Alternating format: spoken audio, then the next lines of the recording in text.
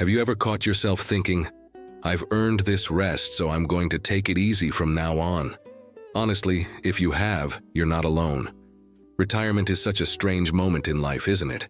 After decades of work, of alarm clocks and deadlines, you finally have the freedom to slow down.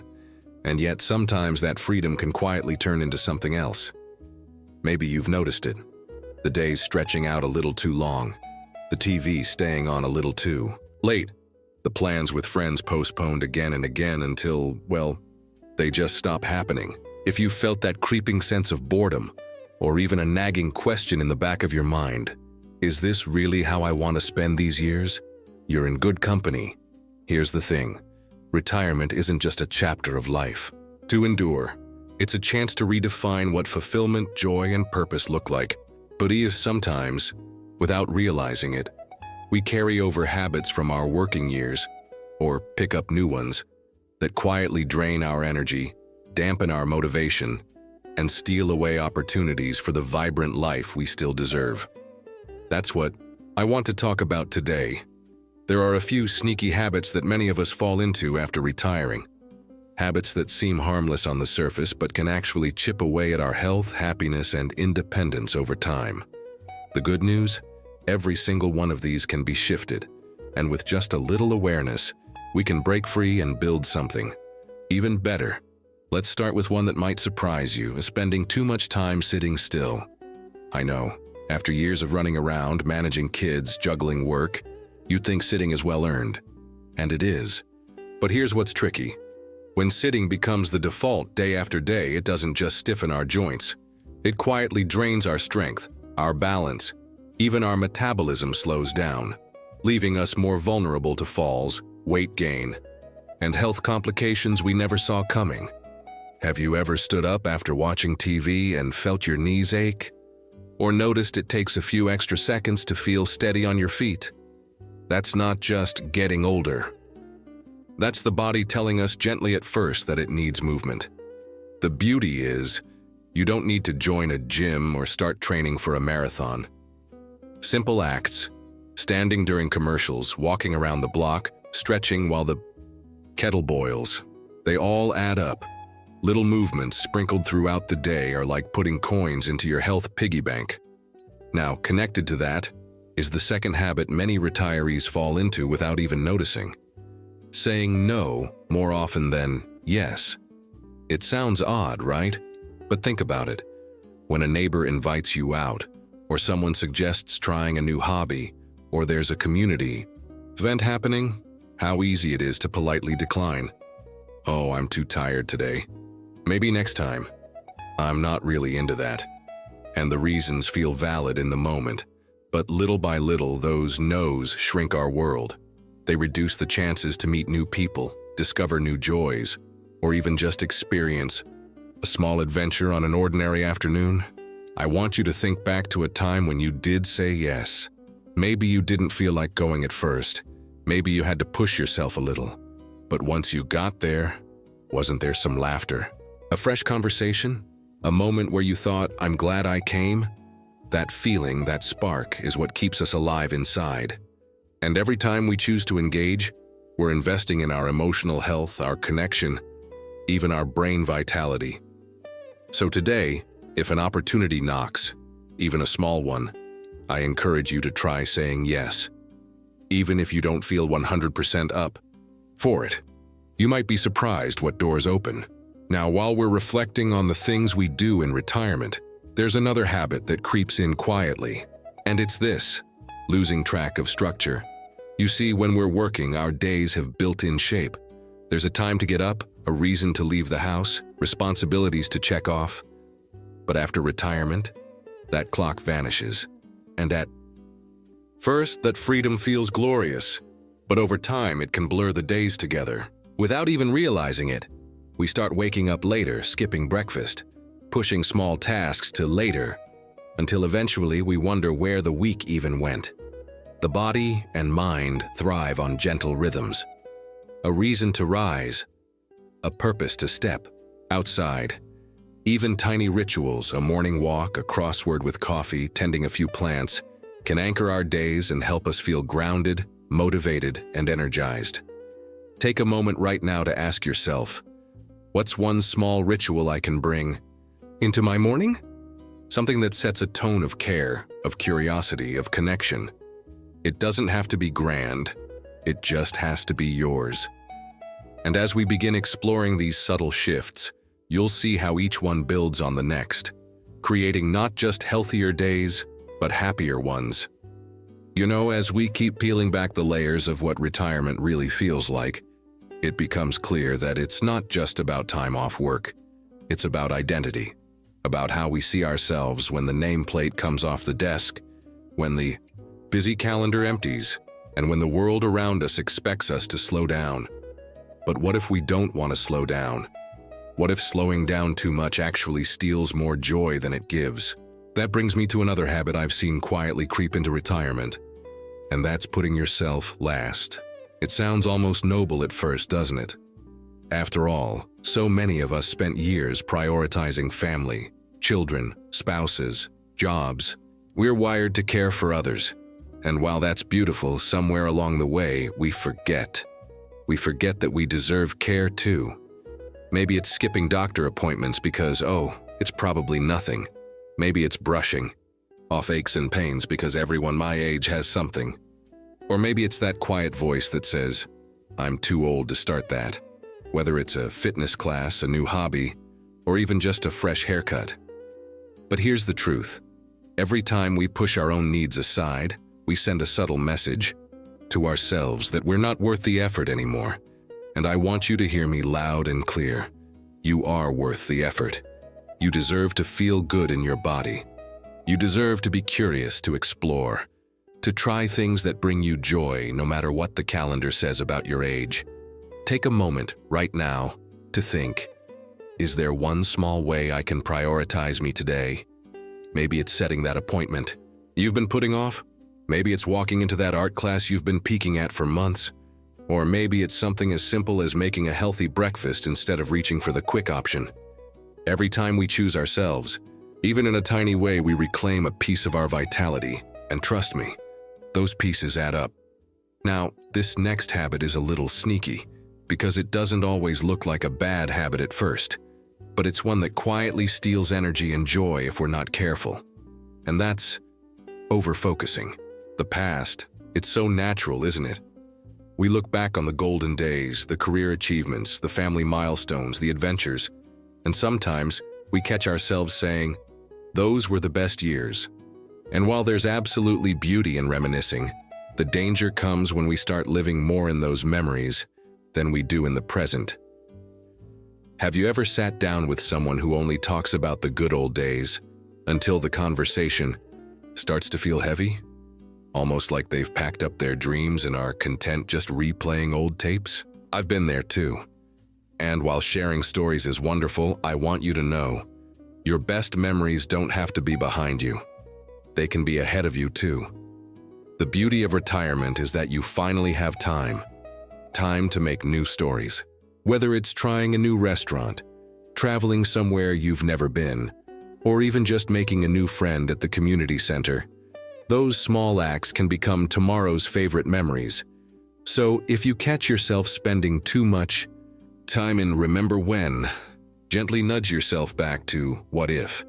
What if I tried something different today? What if I planned something to look forward to next month? What if there's still a little adventure left inside me? Because spoiler alert, there absolutely is, and that brings me to a habit that ties everything together. A habit that might be the most important one to break of all. And that's believing the lie that it's too late. I hear it so often. I'm too old to start exercising. It's too late to go back to school. I've missed my chance to travel. But you know what I've learned? That lie, that whisper of too late, is one of the fastest ways to shrink our world. Here's what I want you to remember. As long as you're here, as long as you're breathing, it's not too late. I've met 80-year-olds learning to paint for the first time. I've watched 70-year-olds pick up a guitar and finally play the song they've always loved. I've seen people fall in love, move cities, adopt pets, write books, all after the age that others said, it's over. So if that whisper has been lingering in your mind, telling you it's too late to do something, today's the day. To answer back with a smile, with a quiet, "Watch me." And as we start breaking these habits, sitting still too long, saying no too often, losing our sense of structure, putting ourselves last, living in the past, believing it's too late, you'll notice something beautiful happening. You'll feel yourself coming alive again. And you know what's so powerful? Once you start feeling that spark again, it grows, like a little flame that catches and spreads warmth into places you didn't even realize had gone cold. And that's why I want to talk about one more sneaky habit that many people slip into during retirement. It's the habit of letting your social circle quietly shrink. Think about it. When we were working, we had colleagues to chat with every day. We had reasons to leave the house, to meet people, to catch up over lunch or coffee. But once retirement rolls in, it's easy for those daily interactions to fade away without us even noticing. Before long, weeks go by without meaningful conversations outside of family or the occasional phone call. And loneliness, well, it doesn't always announce itself loudly. Sometimes it just quietly settles in, making everything feel a little smaller, a little duller. And here's the thing, social connection isn't just nice to have, it's essential for health. Study after study shows that strong social ties help protect your memory, lower your risk of depression, and even reduce the risk of heart disease. It literally keeps your brain and body younger. So if your world has gotten a little quieter lately, don't blame yourself. Life changes, people move away, friends get busy with their own families. But here's what's exciting. You can rebuild. You can expand that circle again, one conversation at a time. Maybe it's reaching out to an old friend you haven't seen in a while. Maybe it's joining a local club, a walking group, or a community class. Maybe it's something small, like saying hello to a neighbor you've never really talked to before. Every little connection counts. You might be surprised how many people are also looking for new friendships, just waiting for someone to take that first step. And if you're feeling shy about it, that's okay.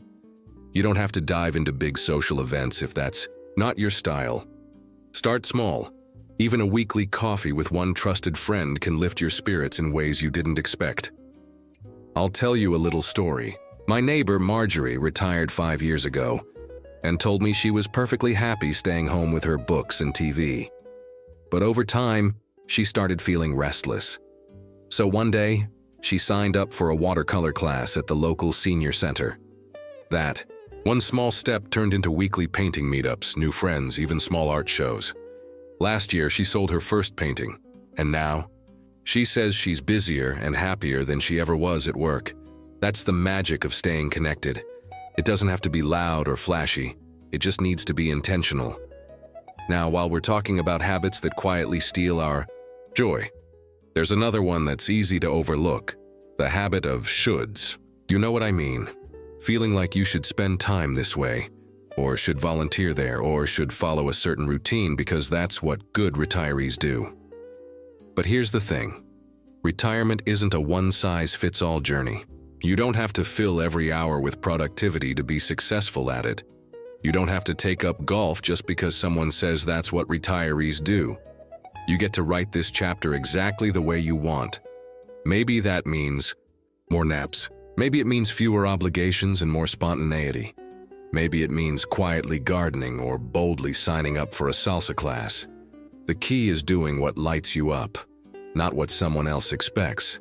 Because every time you follow a should that doesn't align with your heart, you chip away at your joy. But every time you choose what feels authentic, you build a life that feels like yours. And let me remind you, this chapter can be just as adventurous, as meaningful, as vibrant as any that came before. Maybe even more so because now, you're living on your terms. So today, let's break that habit of shoulds. Let's give ourselves permission to explore, to try, to rest, to play, however that looks for you. And as we start letting go of these hidden habits, the staying still, the shrinking circle, the living in shoulds, something beautiful happens. We reclaim our days. We make space for possibility. We start waking up with that quiet excitement again, wondering, What will today bring? Because no matter what number is written on your birthday cake, the story's not done. There are still pages to write. And as we open those pages day by day, it's amazing how different life starts to feel. Lighter, freer, more alive. But there's one more habit I want to talk to you about today, because it's one that hides in plain sight, and it can quietly rob you of joy, energy, and confidence without you even realizing it. It's the habit of neglecting your body's signals. You know those little aches and twinges that we brush off? The stiffness that creeps in every morning, but we tell ourselves it's just age. Or the little voice in our head that says, maybe I shouldn't ignore that pain in my foot, but we keep putting it off because, well, doctor visits take time, and we don't want to be a bother. I get it. It's so easy to push those signals aside, especially when we're used to taking care of everyone else first. But here's the truth. Those whispers from your body, they're important. They're not nagging. They're trying to help you stay strong for the years ahead. Because here's the thing. Ignoring small issues now can turn them into big ones later. A slight ache in the knee could be a sign your muscles need strengthening. That mild swelling in your ankle might be your circulation waving a little red flag. That occasional dizziness, it could be your body asking for help before it comes a bigger fall risk. And it's not about living in fear or running to the doctor every time something feels off. It's about tuning in, paying attention, respecting your body enough to ask, what are you trying to tell me? Because the sooner we listen, the more power we have to act, to adjust, to strengthen, to heal. I had a friend, James, who always brushed off his lower back pain. Just part of getting older, he'd laugh. But one day, bending over to pick up his grandson, it went from a mild ache to something that knocked him flat. It turned out he'd been living with an underlying issue that could have been managed with simple stretches and exercises, if he'd only listened sooner. That doesn't have to be your story. Retirement isn't the time to ignore ourselves. It's the time to invest in ourselves, to give our bodies the care, attention, and maintenance they've earned, after carrying us through decades of work, family, and responsibility. So maybe that looks like finally scheduling that physical therapy consult, or adding a gentle yoga class to your week, or simply making it a habit to do a few stretches in the morning, listening to where you feel tight or stiff. Every small act of care builds strength. Every moment you honor your body adds up to more freedom. Freedom to walk longer, travel farther, dance a little more, play a little harder. And you know what else happens when we listen to those signals? We start trusting ourselves more. We start feeling more in tune, more confident, more empowered. Because when you listen to your body, you're building a partnership with it. You're saying, I've got your back. We're in this together. And that partnership is priceless. Because it helps you show up fully, not just for others, but for you. For the hobbies you love, the adventures you've yet to take, the quiet mornings sipping coffee in the sun. So as we wrap up today, I want you to remember, retirement isn't about slowing down and fading away. It's about reclaiming time, joy, health, curiosity. It's about breaking those sneaky habits that keep you small and embracing the habits that make you feel alive. You've earned this season of life, and you deserve to live it boldly, joyfully, with your head held high and your heart wide open. If this conversation spoke to you, I'd love to hear what habit you're letting go of, or what new adventure you're excited to try. Share it down in the comments. I read every single one, and it means the world to connect with you. And if you found this video helpful, go ahead and give it a thumbs up. And don't forget to hit that subscribe button so you never miss more inspiring ways to live your best life at any age. Here's to embracing every chapter with courage, joy, and a whole lot of heart. Thank you for being here. I'll see you next time.